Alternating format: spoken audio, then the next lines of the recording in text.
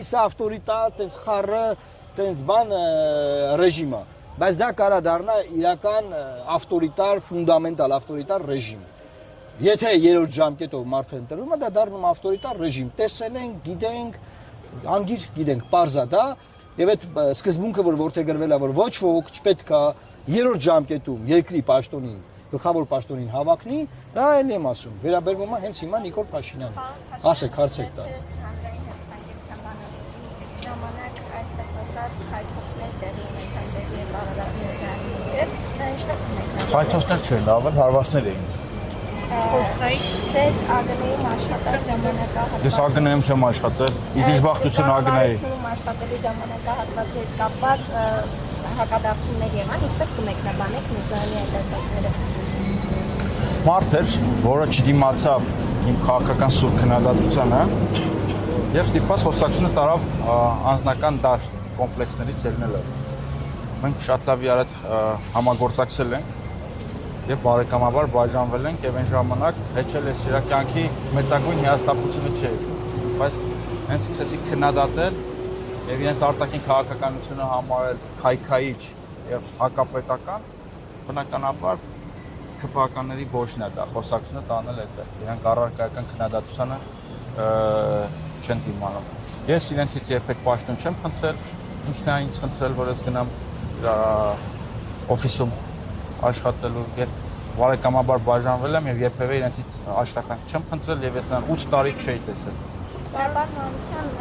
Քարոզարշավի վերջնորն է գաղափարը, ինչպես է գնահատում ընթացքը եւ ձեր շարժումը։ Քարոզարշավը գնահատում ենք տոտալ անհավասար, խայտառակություն, ծայրից ծայր։ Գնահատում ենք, որ հանրային հեռուստաընկերությունը ամեն ինչ արել է, որ մենք քիչ լինենք, խոսքը լուրերի լուսաբանման մասին չի այլ հենց Պետրոս Ղազարյանի հաղորդման, որովհետեւ ընդդիմադիր մասնակից բոլոր ուժերը դե Պետրոս Ղազարյանի մոտ արգելք կար իմ մասնակցելու եթերների արդեն 3 տարի էր։ Եվ ընտրություններից առաջ ինքը հրավիրել է բոլոր ուժերի եթերի, ֆիքսեն, Քարոզարշավից առաջ։ Քարոզարշավի մեջ մի հատ էլ հրավիրել։ Այսինքն Քարոզարշավի մեջ մեզ մի եթեր ա տվել։ Այդ ուժերին մի հատ Քարոզարշավից առաջ ա տվել։ Մի հատ Քարոզարշավի մեջ ա տվել։ Եվ ես մի բան ասեմ, որոշ ուժերի Քարոզարշավի մեջ 2 հատ ա եթեր տվել։ Դուք բոլորդ տեսաք։ Երեկվա եթերը ասենք, Թաթուան 2 անգամ, Հարե Կարապետյան 2 անգամ, Թաթուանի թիմից էլի մեկը հաշվում է 3, իսկ մենք Հայաստան դաշինք, այսինքն նայեք, այս շատ կարևոր հանգամանք է, մի հատ հասկանանք։ Այսինքն ինչ է, մեկի անունը կարմիր է, մեկինը կապուտ է, մեկինը սպիտակ է։ Հավասար ծածկույթ եք տվել, հավասար ծածկույթ տվեք։ 9 միլիարդ դրամ, եթե չեմ սխալվում, հանրայինի բյուջեն, հա։ Մենք պետք է այդ ամենաշատ տարածվող, մեր ժողովրդի հարկերով վճարվող բանում լինեինք։ Անհավասար քաղաքական լուսաբանումը, այդ հաղորդման անհավասար է եղել։ Լուրերի թողարկմանը շնորհակալ եմ, շատ լավ լուսաբանել են Քարոզարշավի մեջ տեսել։ Նախընտրական բանավեճին այսօրվա մասնակցելու եք։ Այո, մենք միշտ էլ մասնակցել ենք։ Պարոն Մանուկյան, տեսեք, ձեր Քարոզարշավը ըստ էության մյուս ուժերից տարբերվել է։ Այո։ Դուք ամփոփիչ հանրահավաք, ընտրողների հետ որպես այդպեսին գնալ, խոսել, շփվել, ձեր ծրագրերը չեք ներկայացրել։ Այս համատեքստում հիմա օրինակ ընտրողները ինչի պետք է ընտրեն ձեզ։ Բնականաբար Հայաստանի Հանրապետությունում այդ մշակույթը ձևավորված չի բացել, կարդալ նախընտրական ծրագրերը։ Ես ձեզ ասեմ, դուք թերագնահատում եք մեր ժողովրդին, մեր ժողովրդի հետ մենք մարզային բոլոր եւ քաղաքային բոլոր հանդիպումներ շփում ենք ունեցել։ Օրինակ մենք ունենք մարդ մեզանում, որ ապշած է, Կարպիս Փաշոյան։ Ինքը ապշած է ջեր վերաբերմունքից, որ մենք արժանացել ենք։ ասա, բարձվում է հայ ժողովրդը սիրում է Մանուկյանին, զարմացել է։ Հա, զարմացել է, ավոր, բայց ուրիշ բան եմ ուզում ասեմ։ Ժորժ ջան, ընտրողը չի ընտրում քաղաքական ուժին նրա համար, որ ինքը հրապարակում հանրահավաք անում կամ օպերայում։ Այն ուժերը, որոնք որտեղ որ հանրահավաք են արել, բերել են իրենց մոբիլիզացիոն ռեսուրսը։ Այսօր մարդը չի գնում հանրահավաքի, որ իմանալը տեսնի ընդդիմադիր լիդերը ինչ է ասում, որտեղ այդ ժամանակ է, որտեղ հնարավորություն չկար տեսնելու։ Այսօր բոլորը on-line նայում են, տեսնում են ով ինչ է ասում։ Հետեւաբար մեր ուղերձները տեղ են հասել։ Մենք հանրահավաքներ անելու կարիք չունենք, որտեղ մենակ ես բեմի հավաքերը, նայեք այն բեմը տեսնում եք։ Այս բեմի գումարը, որ հավաքվել է, մեր Քարոզարշավի ծախսերից երևի շատ է, ասենց։ Դրա համար իմաստը մեր շանսը հետևյալն է, մենք կլինենք պարլամենտում, ես վստահեցնում եմ, չենք ձևավորելու մենք իշխանություն, մենք լինելու ենք պարլամենտ, դա վստահ եմ։ Եվ կտեսնենք, թե ինչ ուժեր կլինեն, մնացած արդեն մեր կոնցեպտը մենք ներկայացրել ենք, կոմպրոմիսային խորհրդարան, կոմպրոմիսային վարչապետ եւ այս մեկ անձի իշխանության վերջը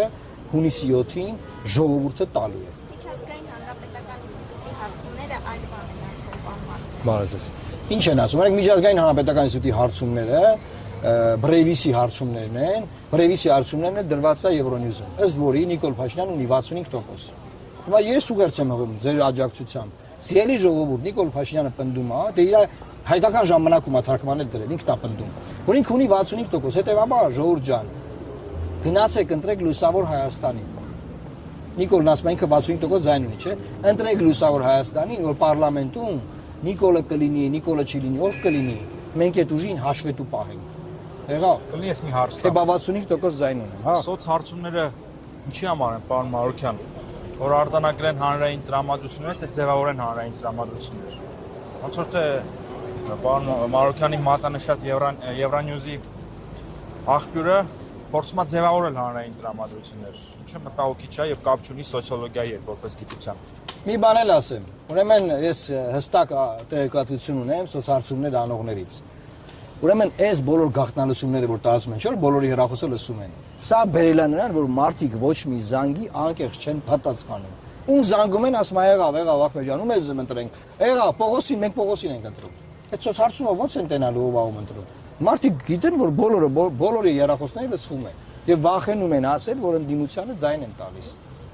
Եվ ինչ որ անկապ կուսակցությունների անուններ են տալիս, ասում են, հա Նիկոլին ենք ընտրել։ Դուք ուզում եք հավատանք մենք դրա։ Բայց բան արդեն չէ կարծել, որ իրականում Euronews-ում այդպիսի տվյալ չի հայտնվել հարցումների եւ դա սարքած։ Չէ, կոնկրետ հայտնվել է եւ թարգմանաբար դրվել է հայկական ժամանակում։ Չգիտեմ հետո ասում, կոնկրետ դրվել է Euronews կայքում Հիբրիդային պատերազմը։ Այդ հիբրիդային պատերազմն է, կոնկրետ դրվել է, կոնկրետ ընդեղից էլ դրվել է հայկական ժամանակում, որպես թարգման։ Դա ման եմ ասում Նիկոլը պնդում է ինքը 65 ունի, չեմ ասում Euronews-ն է պնդում, ընդեղել են դրել։ Ինքը պնդում է 65, ես եմ ժողովուրդ ջան գնացեք մեզ ընտրեք։ Գնացեք մեզ ընտրեք։ Դուք հավատում եք հիբրիդային պատերազմին։ Այո։ Ես հավատում եմ հիբրիդային պատերազմին։ Ուրիշ հարցեր։ Դե մենք ձեզ լավ օրենք մաղթում, մեր ժողովրդին կոչ ենք անում պարտադիր գնալ ընտրական տեղամաս, վերցնել թիվ 19 քվեաթերթիկը եւ ձեր քվեարկությամբ բացառել մեկ ուժի իշխանությունը Հայաստանում։ Բազմաթիվ կուսակցությունների պարլամենտ ձևավորել, որտեղ կլինի հաշվետու իշխանություն եւ կծառայի Հայաստանի ժողովրդին, ոչ թե Ալիևին։ Դա մնացեք։